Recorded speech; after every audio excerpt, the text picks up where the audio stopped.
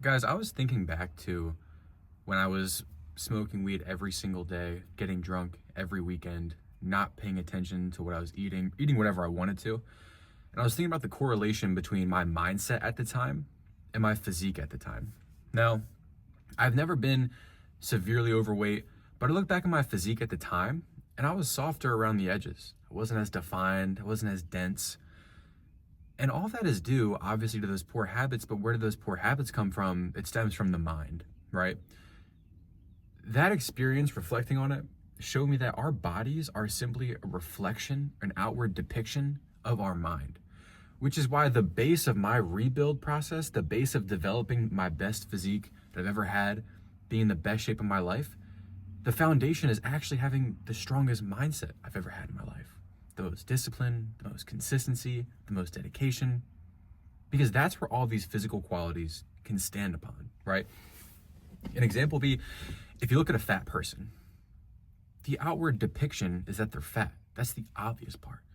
But what's causing that? Lack of discipline, lack of consistency, a negative relationship with food, probably associating it with dopamine, etc. And this is all in the mind because your mind dictates how you talk to yourself. Damn, I have to go work out today.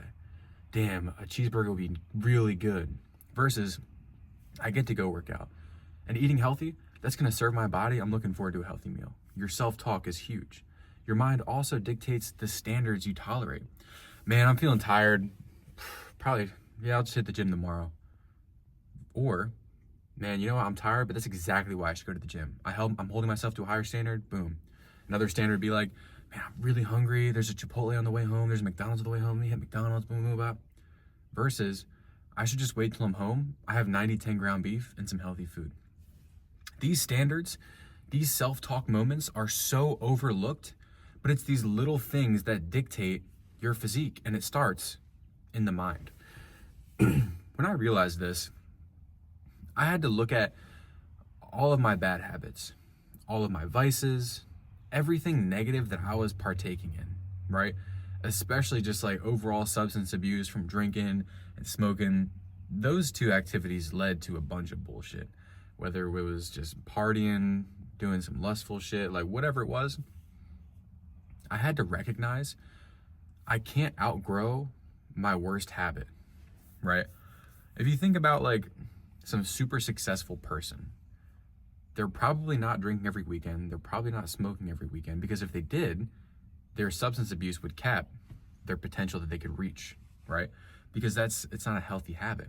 And so if you're constantly drinking or smoking or doing some retarded shit like I was doing, you'll never be able to reach your full potential because these habits are dragging you down. So you have to go inward. You have to have some just critical internal reflection. Recognize, where am I falling short, right? I like to break it down how I broke it down for myself and the guys that I work with, my clients. It's like, write a paragraph about your ideal self and be super vivid in detail. You want to be as detailed and specific as possible to clearly define it. And once you have identified the ideal version of yourself, what are 5-ish habits that you're currently doing that you know in your gut your ideal self would not be doing? Whether it's smoking, drinking, jerking off, sleeping in, doom scrolling, the very best version of yourself, what do you know in your gut he would not be doing, right? And by extension, what are 5 to 7 things-ish that this ideal version of yourself would be doing on a consistent basis that you're not doing right now? Because it's these just couple little things of eliminating and adding in a few things that are the ingredients of becoming your ideal. Notice how this entire time, fucking mucus, notice how this entire time I'm not saying he lifts weights harder, he eats cleaner, he wakes up earlier. Yeah, like those are part of it, but you can't slap fucking makeup on a pig. You can't slap healthy habits on an unhealthy mind because the unhealthy mind might adopt the habits for short term. The pig might look good short term, but eventually the makeup smears, the mind reverts back, and you're back to where you started. It's like trying to grow a beautiful garden, but in the garden, it's infested with weeds. You need to uproot the weeds in order to have a fruitful and beautiful garden. Everything starts in the mind and is depicted outward, right? So that fat person example, yeah, they're fat, but what's on the other side of that in their mind? Lack of discipline, consistency, etc. Look at a fit person now, for example. Yeah, it's obvious he has a six-pack, got some fucking solid arms, he's in great shape. But what's on the other side of that reflection? Well, he must be disciplined, he must be consistent, he must have a lot of dedication, he's definitely eating healthy, so he has a good relationship with food, he definitely has positive self-talk, I get to go work out today. And so you start dissecting all of these things, and all of a sudden this physique wouldn't be possible without the underlying mental conditions. I hope this is starting to click, because no matter what fucking workout plan you get, no matter what nutrition plan you could get the best fucking plan in the world, but if you're not in the mental space of execution, if you're not in the mental space of dedication, of consistency, of not just being motivated, but being disciplined and choosing your future self every single day over your present comfort, it won't matter. It won't matter. You could give some fat, obese person the best training and workout plan in the world, but unless they're mentally in a position for change, it won't matter. It's so crazy. Because you'd think that if you equip someone with the best information possible, the best vehicle possible, they would have to change it.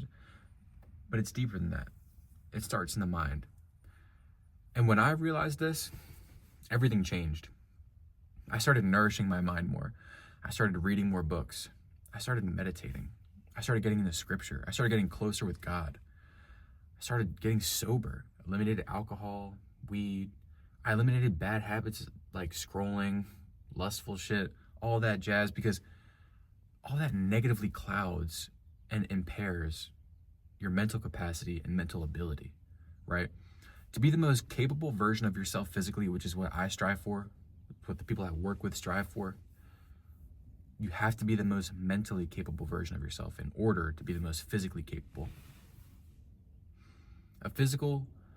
Your physical is rooted within the mental, right? You could have the strongest body in the world, but unless you can withstand mental storms and mental stress and mental strife, when push comes to shove, you'll break mentally, and then ultimately your physical will suffer. You'll break mentally and fall into cheat meals and fall out of the gym and fall back into addiction, and then your physique crumbles, right? But if you have the mental capacity, the mental fortitude, it doesn't matter what event you encounter in life, your physique will maintain, your body will maintain. That's been the biggest realization I've had in my fitness journey over these past couple years. I've always been consistent with the gym, but I have not always been dedicated and consistent with my mindset like I have recently. And these past 2 years have been the most productive and the most progressive years of my fitness journey. And I credit that to taking a step back from the physical and focusing more on the mental. Where does everything stem from? If you guys are in a spot where you feel stuck physically, or even you feel stuck mentally, you feel stuck within your work, whatever it is, any area of your life, relationships, it's often an issue unresolved within your own mind, within your heart, within your soul. It takes some deep reflection, some deep journaling, and brutal honesty with yourself to uncover these truths, uncover these shortcomings. But if you take the time and the due diligence like I have, like my clients have, and uncover these things so that you may identify and conquer them and overcome it and become a better version of yourself, you will build momentum that you've never had before. You will be in a mode, in a frequency you've never operated from before. And this will bring you all the results you're looking for. It starts in the mind. Hopefully you guys got something of value from this video. If you're stuck, start back in the mind. Check out my Instagram for some daily content, daily value.